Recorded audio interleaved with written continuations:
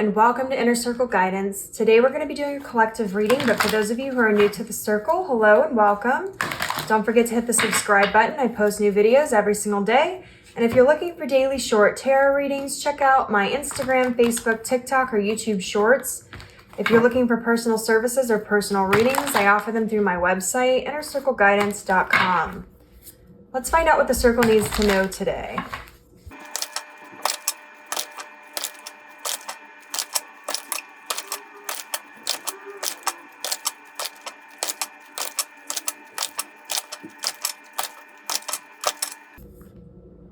We have the High Priestess. Interesting. The Hierophant. 10 of Pentacles. Oops.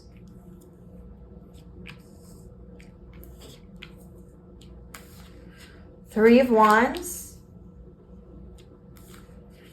Knight of Pentacles. The Lovers on the bottom of the deck.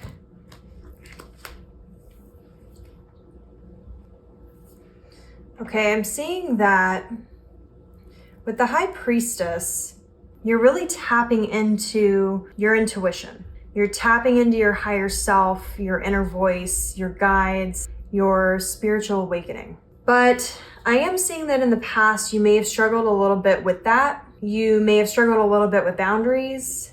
You may have struggled a little bit with subtle energies of certain situations. And I'm seeing that it largely had to do with your choices and the decisions that you made in relationships, or the way that your parents or your family would influence your decisions or your choices, or would react to your decisions or choices. And I'm seeing now that you're older, it's not that your parents don't influence you anymore at all, but you've learned how to distance yourself from them in a way that you're now free thinking. And for some of you, that's caused some pretty hefty problems. For others of you, this is just sort of a natural process of going out on your own and no longer being exactly like your parents per se. And I'm seeing that your ability to listen to your inner voice and connect with yourself is attracting your 10 of Pentacles. And it's funny because with the High Priestess and the Hierophant, those are divine counterparts. And we do have the Lovers on the table. And I'm picking up on all the energy I just said, but also that your ability to connect to your higher self and start attracting your 10 of Pentacles is also attracting a partner to you, or is strengthening the partnership you already have with somebody. And this is somebody who they'll be able to meet you on the same footing in terms of energy and in terms of self-awareness and spiritual awareness. And you're in the planning phases right now because you're seeing everything from a larger perspective of the different areas that you want to achieve. And you're taking those steps forward in a very meticulous and a very sustainable way. You may not be going quite at the pace that you want, but remember, the 10 of Pentacles is a massive energy. It is an energy of having all your ducks in a row, having all happiness and fulfillment and abundance in all areas of your life. That's not a small feat. So remember that when you get frustrated about the pace at which you're achieving your goals, remember that you are achieving massive energy, not tiny things. And so those are going to take a little bit more time, a little more preparation, a little bit more, I guess, time in the kitchen and cooking in the kitchen to really get that final thing that you're baking, right? So let's just get a couple more cards here. I'm just going to take 3.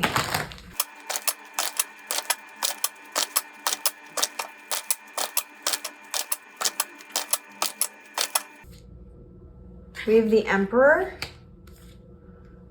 Interesting. We have the 6 of Pentacles. And we have the King of Cups. All right.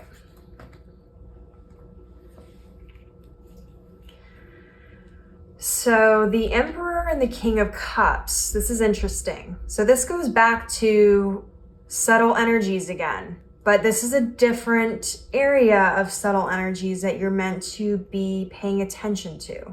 So I would argue that the Emperor and the King of Cups are pretty much two complete opposites. The Emperor can be very cold, it's Aries energy, so there can be passion, but the Emperor is known to be able to completely turn off that emotion and be completely stone cold, but rule their kingdom in a very efficient and very powerful sort of way. This is a very powerful sort of energy. Somebody who very much stands in their power and draws the line, says what needs to be said, sometimes maybe even a little too harshly. But the Emperor is somebody who garnishes a lot of respect. Now, the King of Cups is somebody who is very much in tune with their emotions, but at the same time, we see how all these waves in the background are happening and the boat is kind of going up and down. The King of Cups is somebody who, despite what's going on around them, they're able to be level-headed and keep their emotions in check and very much like work through their emotions in a healthy way and express them in a healthy way without letting them get the better of him. And then we have the Six of Pentacles, which talks about balance. We literally have the balancing scales here and equal give and take. I'm seeing that in the past, you may have really struggled with being assertive. And this is where the Hierophant and the decisions and things come into play here from your past. If you had parents that were you weren't allowed to be assertive, you weren't allowed to speak your mind because it was considered to be rude, you weren't allowed to stand up for yourself because you were supposed to respect your elders, you were expected to be polite instead of being assertive, or being assertive was considered impolite, those types of things.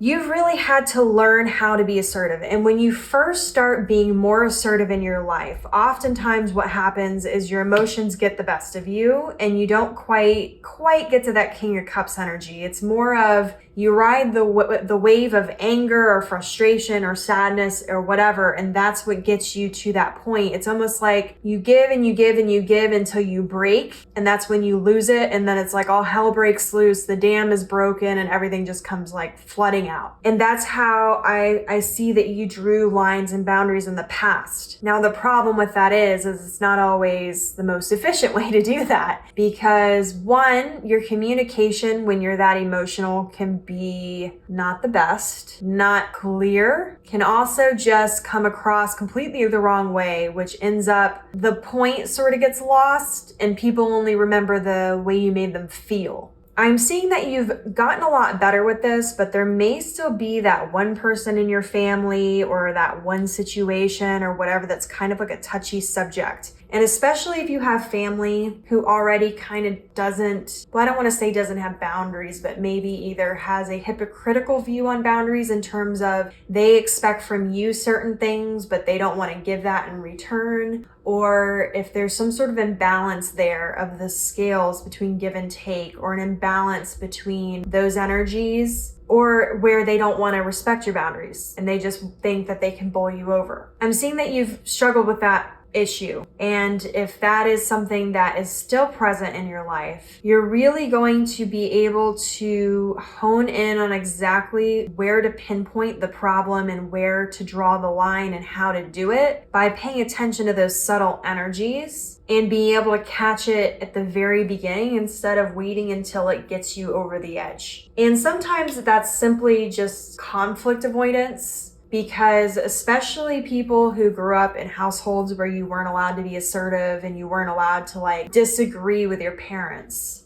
it's very hard to sometimes draw those lines and those boundaries because it puts you in a place where you feel like you're in the wrong, even though you're not, by taking care of yourself. And so really focus on the subtleties. It's going to be in the subtle things that you're going to pick up on this energy of what needs your attention at this time and where maybe your boundaries are not as strong as they need to be, or maybe you need to draw boundaries entirely and that's just something you've been avoiding and you haven't been doing. Try to find that fine line between the Emperor and the King of Cups. And again, this is an energy that's very similar, but has very distinct differences, because the King of Cups is also very highly respected and everything as well.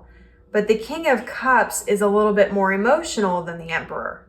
Whereas the Emperor can just be stone cold, The King of Cups definitely has emotion, but has learned how to hone that emotion and work through it in a healthy way. And so those little subtleties are going to make a huge difference, not only in the way that you draw boundaries and how you feel and how you're able to problem solve these different things, but it's also going to, if you can find that subtle difference, it may be simply in the little way you word something or in the way you bring it up that can completely change the reaction of the other person to where they may not feel as attacked, or I'm trying to think of the word because that's not quite what I was looking for either. You may get a different reaction, essentially, is what I'm saying, from the person that you're drawing the line with if you can find the subtle differences between not only how they react to things, but the way that you word things, those types of things.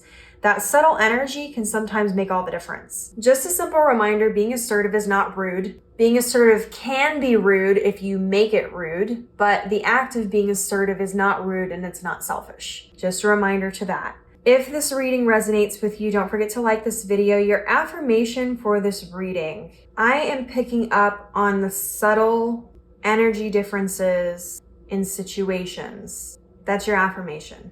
If this reading resonated with you, don't forget to like this video. And as always, may your life be full of light, full of love, abundance, and gratitude. I'll see you next time.